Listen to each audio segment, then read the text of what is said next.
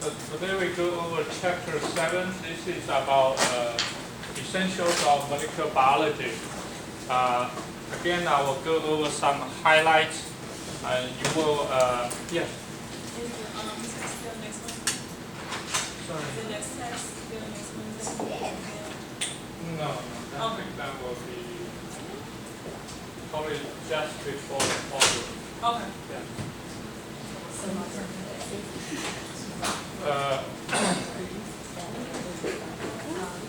Okay, those who are late, they will quiz, and sheet is here. She'll work it independently.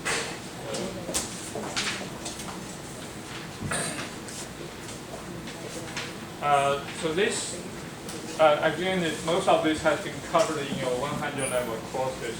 So I'll go over some highlights. Then we either go through the exercise or do geometry on this and see which style you prefer. There's a quiz as well. So some of the key concepts. Let me switch to this time. I wonder whether this works or not. Okay, cool. So some of the key concepts will be the macromolecule and genetic information.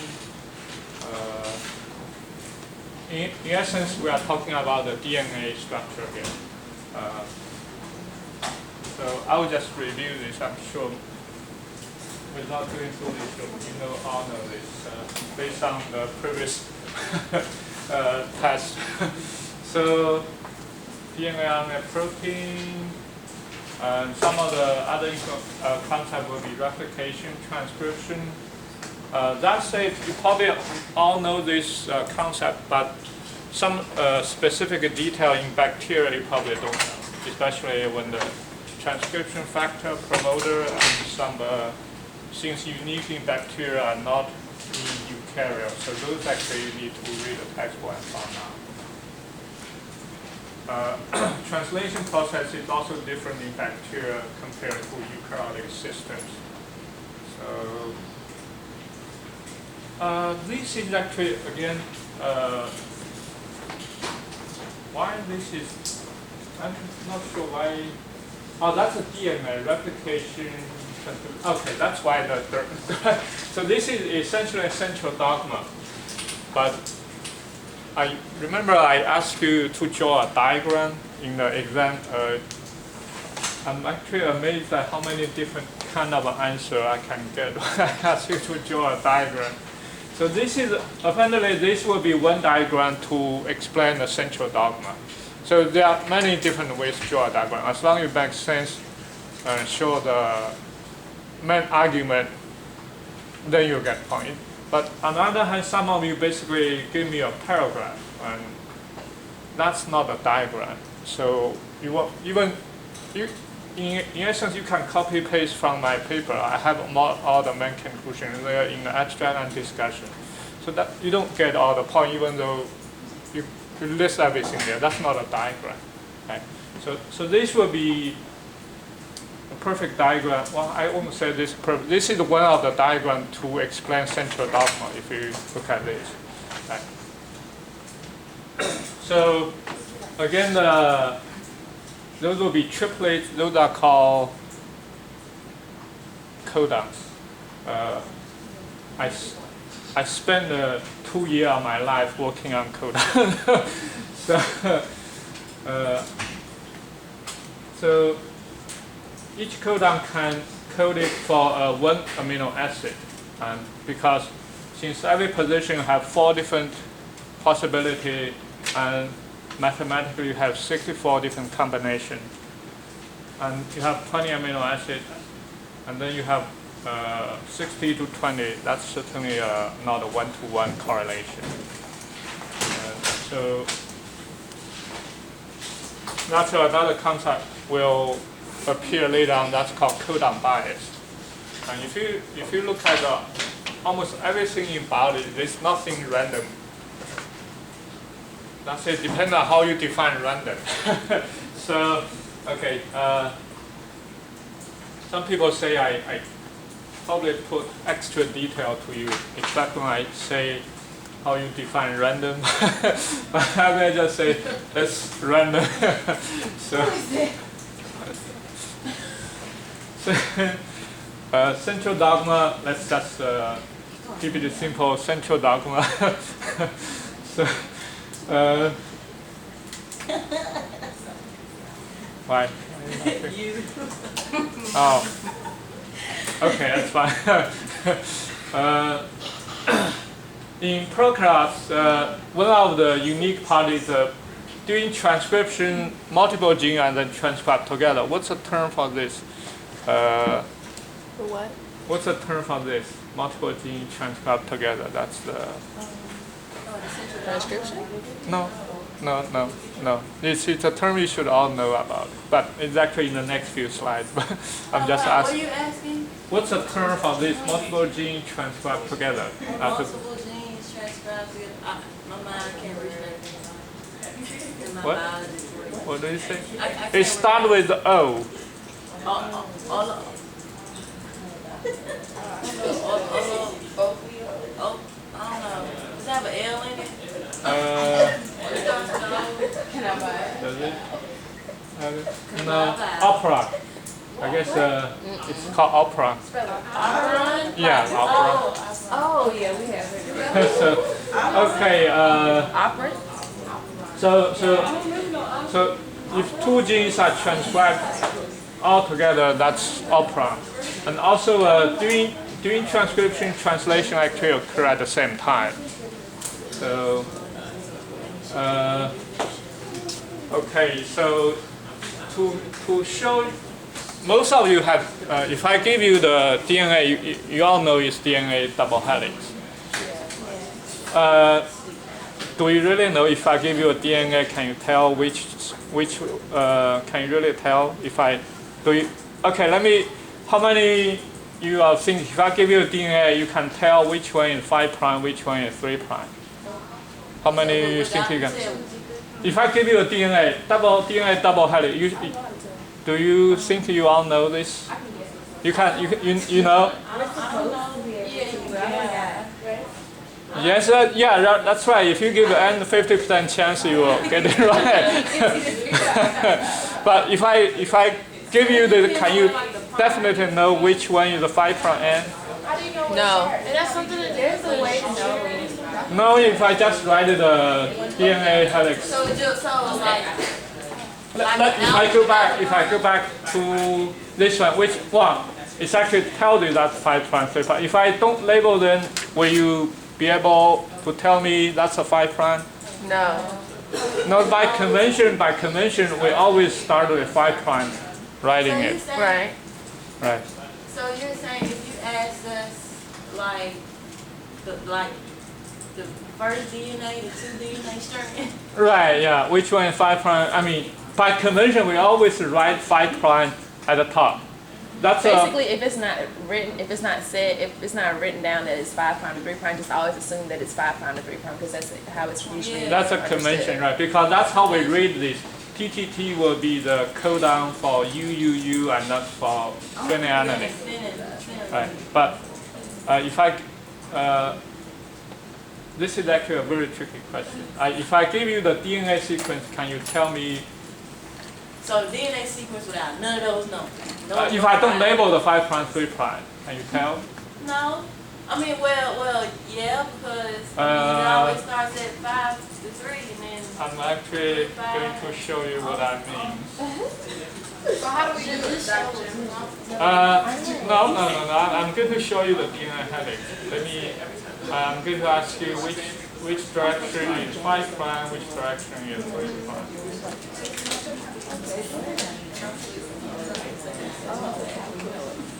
So this is what I mean.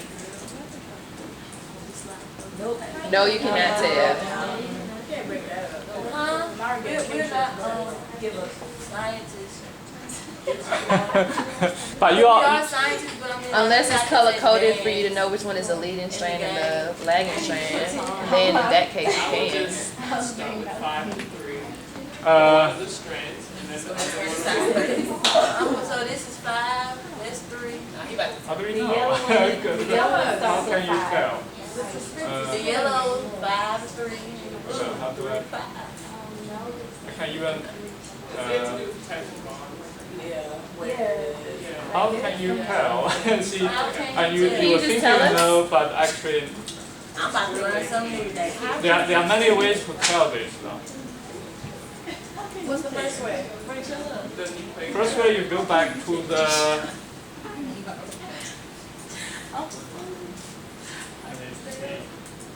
There. Can you tell which one is 5 prime, which one is 3 prime?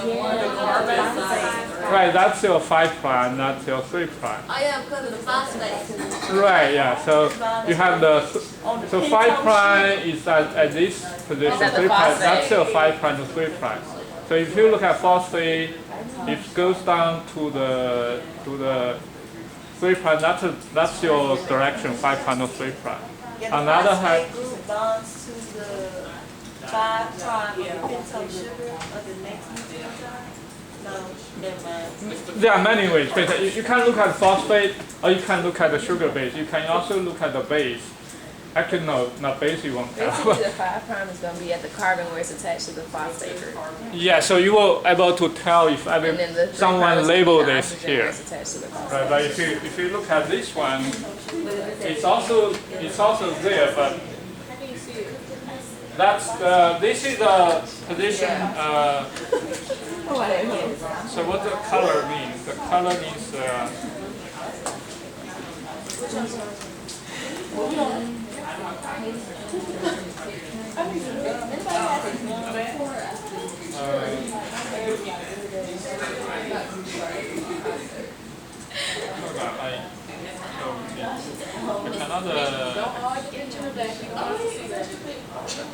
color is this.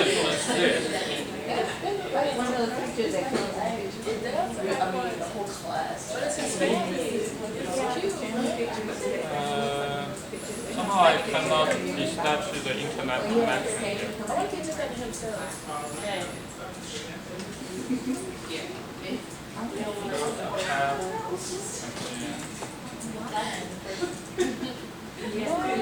Wild Out Fridays, they doing too much. Calling all rappers, artists, dancers, poets. Yeah, they about to do it. They about to have girls do activities. Something to do. It's a cute picture. Oh, I have trouble to connect to the.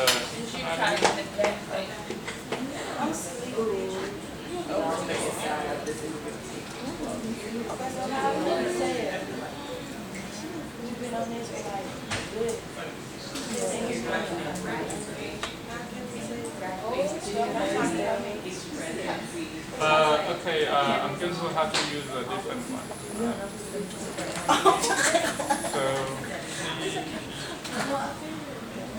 It's a pause, isn't it? See how well he's like critique himself.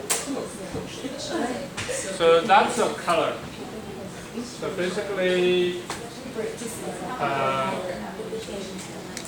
red is oxygen. Let me write it here. Red is oxygen. Which one is phosphate? Orange. I don't have an orange one. Orange phosphate. Nitrogen is blue. Blue is nitrogen. What? Carbon black is carbon. I think those are what you need for this.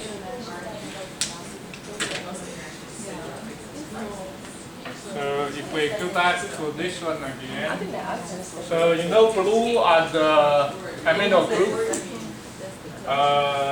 Black is carbon. Here every white bond, that's a carbon.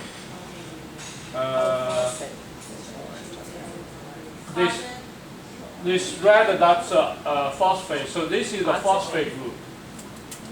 I thought red was oxygen. Red is oxygen, orange is phosphate. Orange is phosphate. The red is the oxygen, but this one, Oh, yellow. in this case, is actually yellow. I'm going to. Oh, so that makes the double. Yeah. Okay, so why? Here's that. So if you look at the Yellow is phosphate, orange is so It's white now. Oh no, that's not white. the phosphate part should have a extra carbon. Right, so if phosphate connect to an extra carbon, that's a direction goes down to the sense direction, 5' or 3'. On this end, phosphate connect to extra carbon here. So if you look at the phosphate, look at the side, if one side directly connect to the sugar, the pentagon, then that's a 3' end of the sugar. If you see the phosphate connect to an extra carbon, and then it's a pentagon, and that's a 5' end of the pentagon. Right. So now if we go back to here,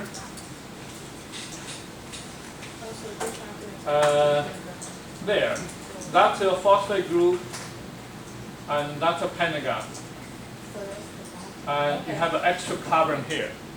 So this is your sense direction, 5' to 3'. It's not that straightforward. So very often you think you read the textbook, you know everything, but in reality, when people give you the compound, the actual work is quite different from what you see in the textbook. So is that 5'? Yeah, this is so you see the phosphate group. I try to adjust it. So, for example, for this one, if I twist this, you see this phosphate group connect directly to this pentagon. That would be 3'. the 5' end of this pentagon. Right, that's sorry, 3. That's a 5' end. So the direction is 5' to 3' on the blue string.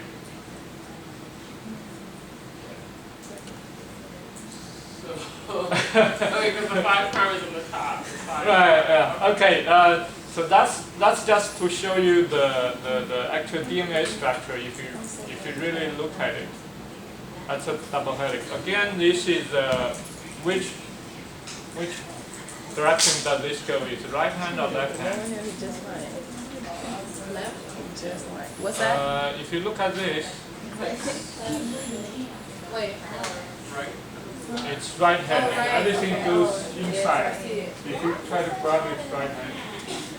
Did you see this? Right hand. So that's there's also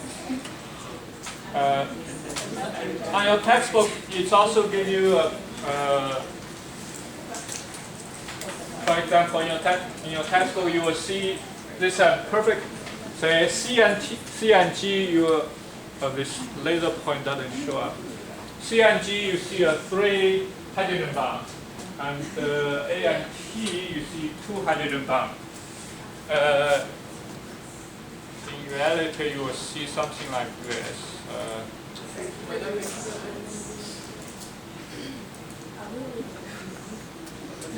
I'm going to ask you to figure out what is.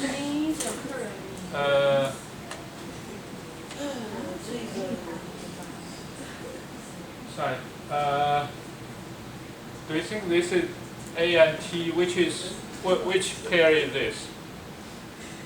Actually, going to show you hydrogen. There are 3 hydrogen bonds. This one must be. That's right. Yeah, this must be a CG pair. So which is C? Which is G? G is gonna be the one with the two rings. Very good. So this must be the G. Right. So the top one. This must be the G. This must be the C.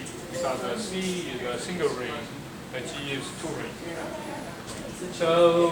Oh, you know it's CG because it has 3 bonds. So this red one must be the oxygen. The blue one will be the amino group. and there are 3 hydrogen bonds. Let me see. For the A and T pair, you will look. You should see 2 bonds.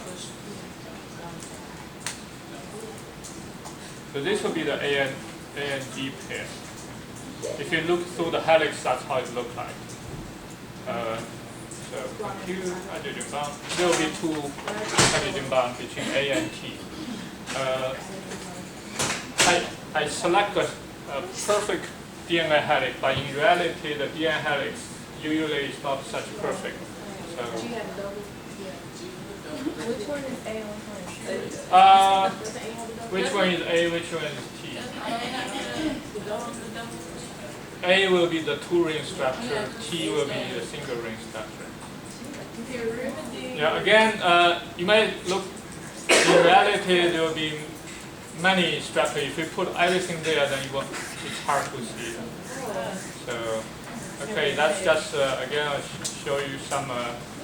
So if you want to design a drug or compound to, let's say, inhibit, especially say for HIV, you have to design some compound, nucleotide analog to inhibit a reverse transcriptase.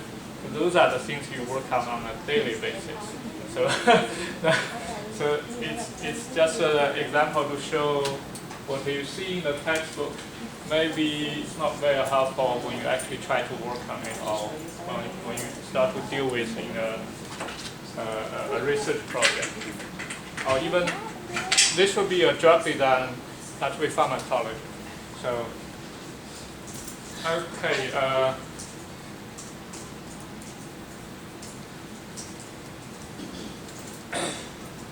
That's, I used to teach a bioinformatics course to show people how to do this. I'm not, Do you teach on that class?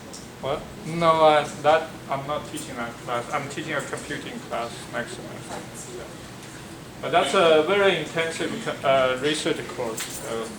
Unless you are prepared to do all the programming part, then you shouldn't take it, because it's very intellectually challenging. Let's put it that way. 320. If you are slacker or you don't want programming, If then you're a slacker, I thought you would say in general, don't take it. 320. But then some of you really want to learn how to do some programming and use R for, say, if you want to do public health, then I would recommend you take that course. 320. Okay, some of the basic knowledge about the bacterial genome. How many genes in human? That doesn't sound like an impressive answer if you go to interview. 25,000 genes.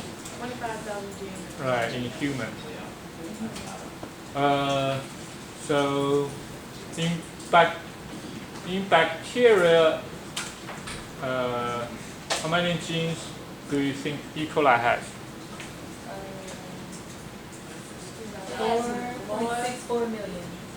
No, that's base Base pair. pair. That's base pair. So 1.5. 100,000. You're right. 25,000 genes. I mean, 25,000 in human. How many do you think the bacteria should have? Oh, like 12,000. Someone says I said 12,000. 12,000? that one says Why you say 12,000? that says 4 million. 4 million base pair. Oh, which 600? I said how many genes? I'm sorry. 5,000 to 6,000. In fact, I written there in my paper. If you so in general, bacterial genome has about 4,000 to 6,000. E. coli has about 5,500, 5,500 something. Then you can also calculate how many base pairs does the bacteria take on average. It's about 200 to 300 amino acids. That's about 700 to 1,000 base pair. So those are basic concepts. I'm going to jump over this. I have mentioned this. There's also a concept called melting temperature, TM. I think you also know that, but basically the TM is change the double helix to single strand. This is an important concept, especially when you want to do PCR reaction, design primers. So what's the melting time? Is there a difference between like the melting between A and T and T and G? So is there if I give you a DNA sequence, one of them has many ATs, the other one has many CGs. Which one do you think have a higher melting temperature? CG. Yeah, so you know it. I was just making sure. Okay, yeah, but that's a very good question. So basically C and G, because it has 3 hydrogen bond, A and T has 2 hydrogen bond. So a sequence has small CG tend to have a higher melting temperature. So it actually shows here CG has 3 bonds, AT has 2 bonds. So there are very simple formula to do this calculation, approximately. Just jump over this, anyway, there is, in bacteria, all its chromosome and its main chromosome and also small extra chromosome information are all circular. That's including its own main chromosome and also what they call plasmid. That's the DNA outside of the main part of the inherent, what they call genetic material. The textbook gave you this definition. Chromosome is a genetic element with housekeeping gene. Plasmid is the one expandable and really contained gene from growth and development. This is fine, but those are actually not definitions. It's just kind of features of them. I would never ask you to explain what's those, as long as you know it is. So I don't think those are good definition either. Let's say that. So transposable element. We actually did this in the halobacteria part.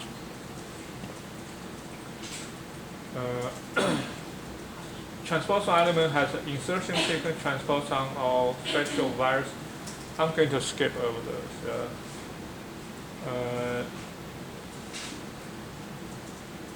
This is actually a very good summary table. I have a, maybe. I guess if you try to summarize the table, it's easier than draw a diagram. So if you summarize the table, because everything is clearly defined. Right? So maybe if you have trouble to draw a diagram, you can try to write a table first and then convert it to a diagram. Some of you actually say, I'm asking to draw a concept map. That's also, it's probably also true, but not exactly the same, because concept diagram, I know some of you must have used in other classes, try to explain things or understand things. That's also fine. But my point is a diagram which you can use, say, in presentation or in your own publication. That's kind of diagram I asked you for.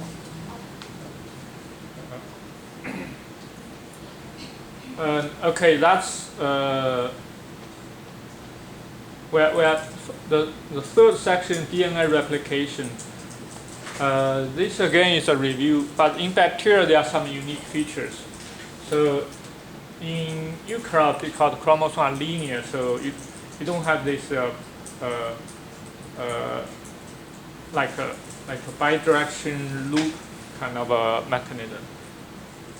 But I don't think I will ask you to remember all those details, as long as you know bacteria behave different compared to eukaryote. Otherwise, just too much details. So some of the basic concepts, again, replication semi-conservative, always go from 5' end to 3' end. And if that's the case, again, how do you go from 5' end to 3' end? Because the new nucleotide always add to the 3' end, so the strand will extend from 5' end to 3' end.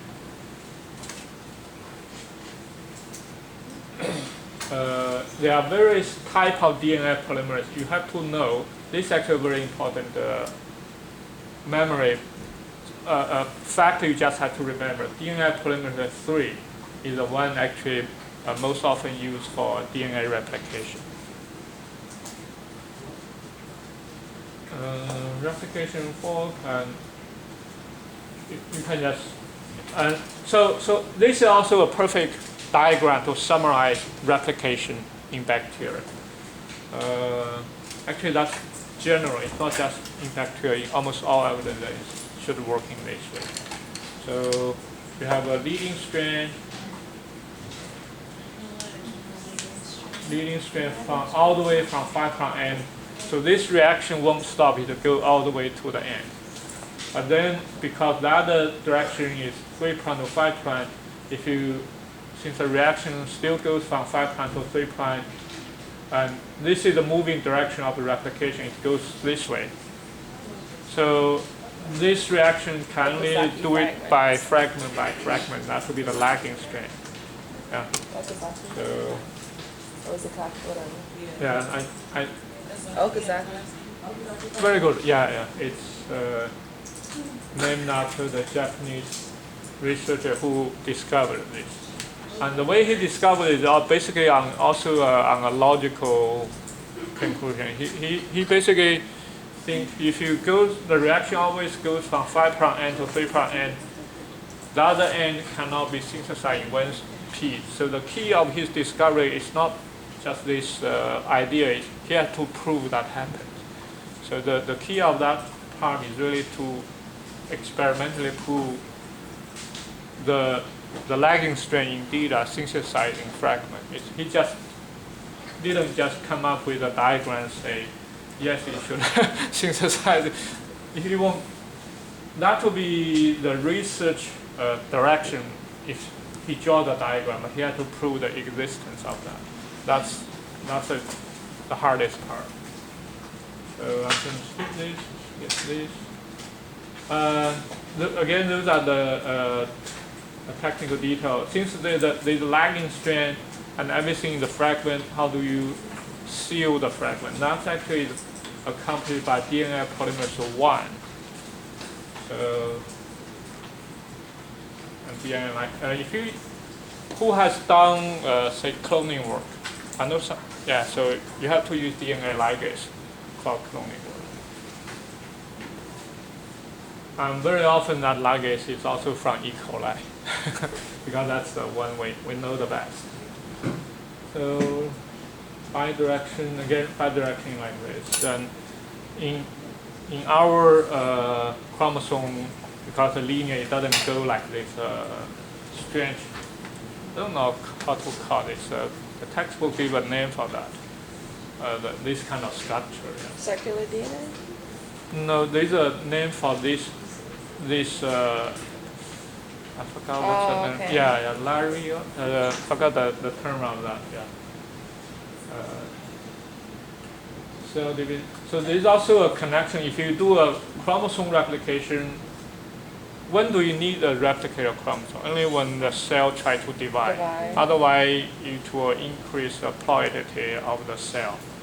So it become polyploid. That's pretty bad. So the cell cycle and the DNA replication are synchronized or coordinated. I'm going to, again, this is another diagram to explain how this replication occurs. So we have at least 2 different diagrams to explain replication. So even in the textbook, it offers multiple ones. But this one is more, you can see it's more mechanistic oriented. The previous one is basically just concept oriented. I think those Stuff is too big. It's too much for me. Uh, Too bulky. Actually, which do you think should be the largest molecule in this diagram? The primer. No, actually, in reality, the DNA is really the largest molecule. Yeah. So, but if you draw the DNA the largest, it's kind of missing the point. They try to emphasize on the mechanism. That So, stuff's too big. yeah. It's too bulky. For aesthetic purpose, maybe, yeah. But in reality, the size of the DNA is really the largest part. Yeah. So, okay, I'm going to some of the basic concepts. The DNA replication are usually very accurate, but then there's also a there are also errors when you do this replication. So there are errors, but it occur very, very low level. 10 to minus 8. Let's say, what is a 10 to minus 8? Extremely small. How many, that will be a chance, say 1 out of how many million? Let's say there's a lottery, say these people win a lottery, that's 1 out of 1 million chance to do this. So 10 to minus 8, what's the chance of that? 1 out of how many million? 100 million, yeah. 1 out of 100 million. Yeah.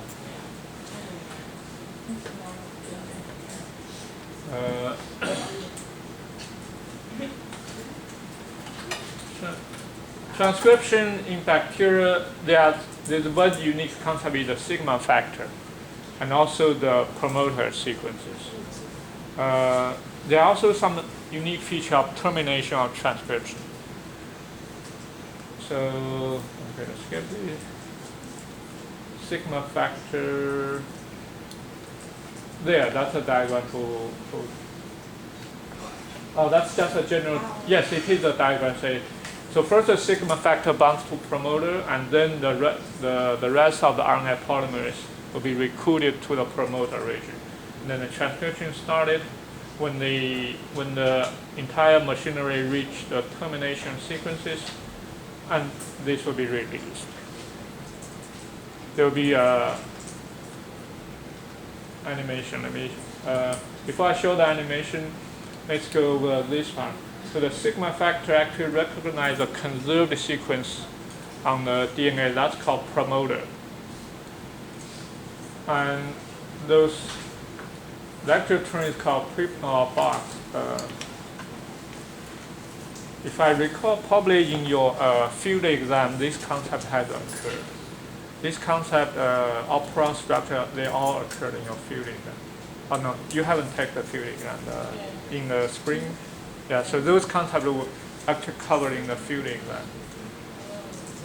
Yeah. So this is a diagram to explain the sigma factor and the conserved promoter sequence. So minus 35, and this is minus 10. This will be a prepnol box. This will be, I guess we just call it minus 35. You don't have to remember this, but this you will call this Tata box. Oh, Tata box. Yeah. Okay. Right. Oh, Tata box. Yeah, that seems to be more easy to remember. Yeah. Yeah. So terminators. This is not the movie Terminator, I guess. This is a sequence terminator, a terminator transcription.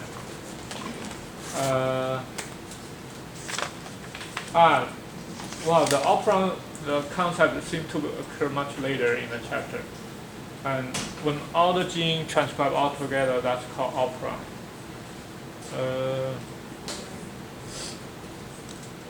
Genetic code, I think we just go over it. Genetic code against the triplet, because they are many to one, so they are biased usage.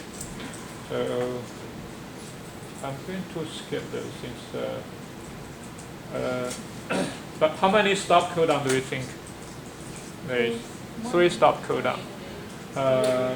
UAA, UAG, and UGA. So those are the it's actually very useful if you remember those, because when you let's later on in your life you want to find out the mutation or whatever in your, let's say nowadays we have everybody can just sequence their genome and find out what's the error in their own genome, and it's this is what we call personal medicine, personal treatment, personalized treatment. So everybody will have different genetic makeup.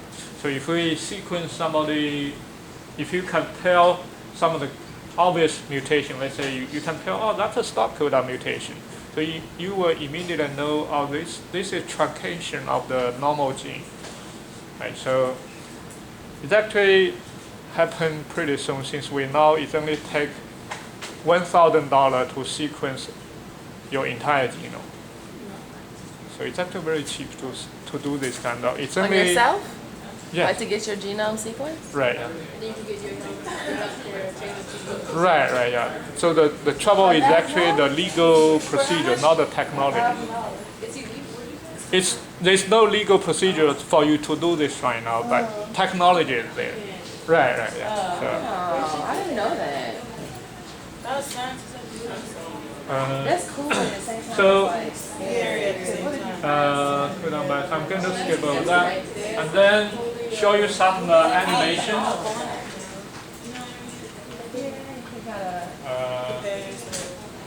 Okay, the first one, let's go from the start. The first one will be the DNA replication. At least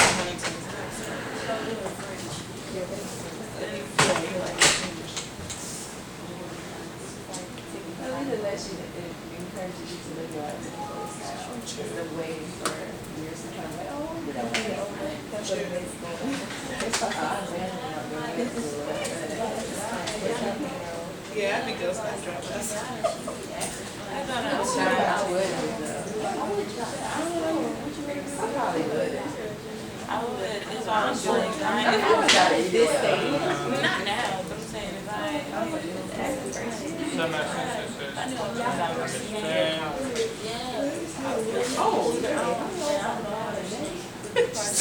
before graduation. That's November 3, not 1.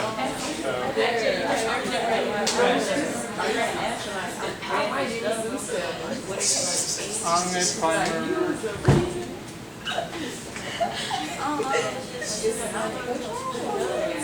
I'd be able. I'd be awkward. So you can actually see it's actually very detailed mechanism. That's a 5 prime if you remember. You have extra carbon here, that's our carbon, that's 3 prime. So the new one will be add to the 3 prime.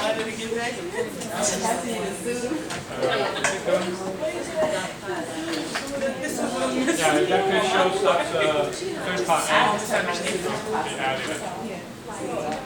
It's actually very expensive to make this kind of animation. Really? Because it's a mechanism already. That's a 5 prime. It actually adds something to 3 prime. It's mechanistically very faithful. What? No, It's on the internet. yeah, it comes with the textbook. So if you have the textbook, yeah, Oh, okay. there, that's the difference. Yeah. Yeah. So Yeah, it comes with the textbook though. you got to scratch off the. You have to, yeah.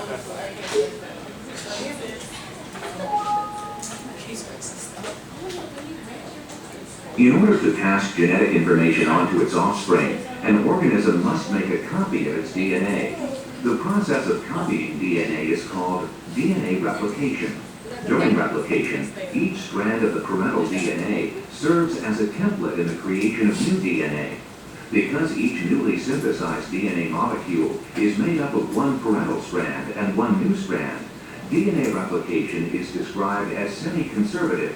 One strand in each molecule is conserved, while the other strand is newly replicated. Okay, that's actually basically tells what gen replication, which one. So I'm doing also by central dogma. Let me not That's the transcription.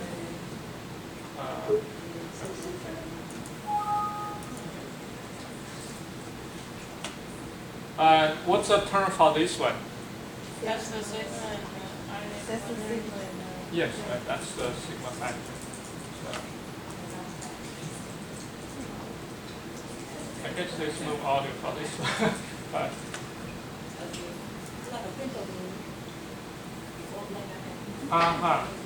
you have the color box. I like how that video, Oh, there's no audio in this one.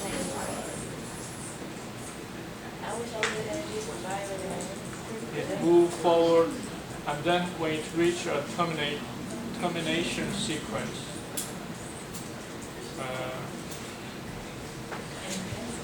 that's a termination sequence.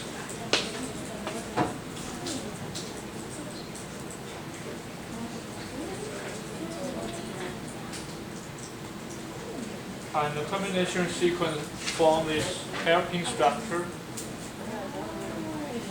And then you just stop the movement of the machinery. This start.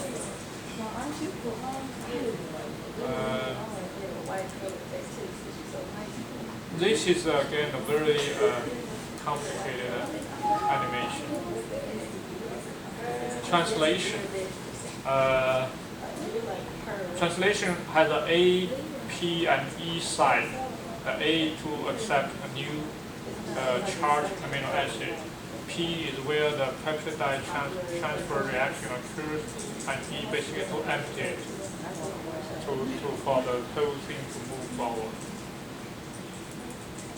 So you have a start codons and stop codon in the end. Those are the initiation factors.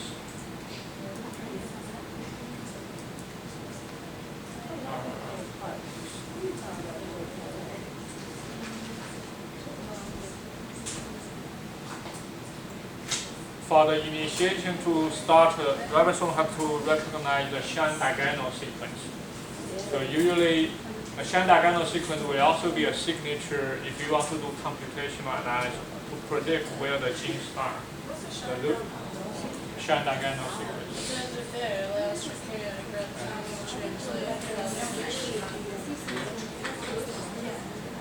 It's right before the start side of the translation. It's a very conservative sequence.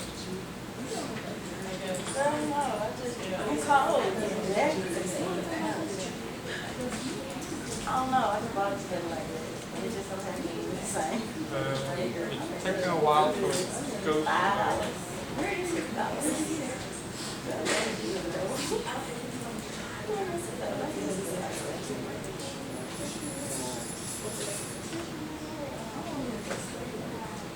Somehow my computer freeze.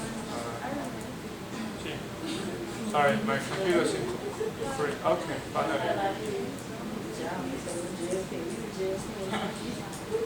It's restarting again. Okay, now it's moving. Yeah. So it has to initiate. That's the.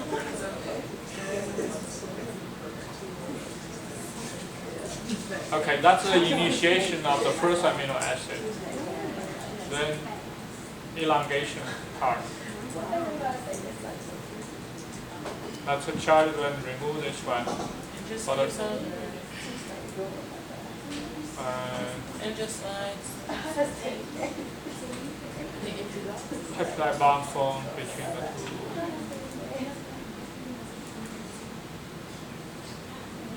And then use the GTP to move one step forward. It's like a step order if you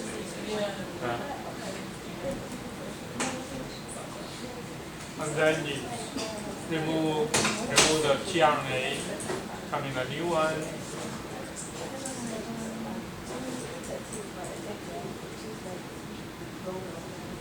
Another GTP move forward.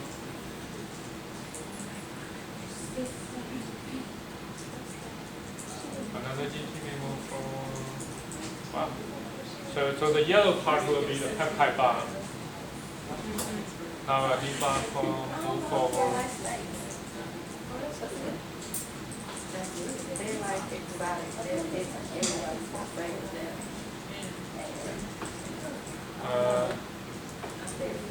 What is UAG?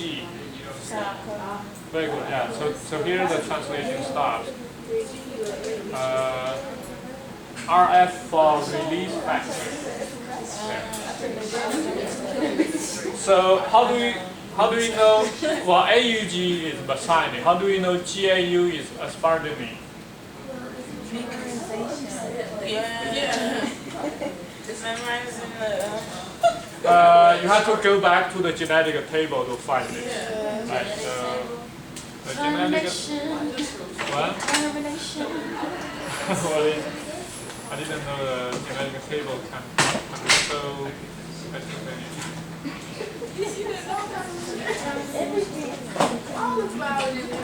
Yeah, that's right. Thank you. So how do you know GAU encode which amino acid?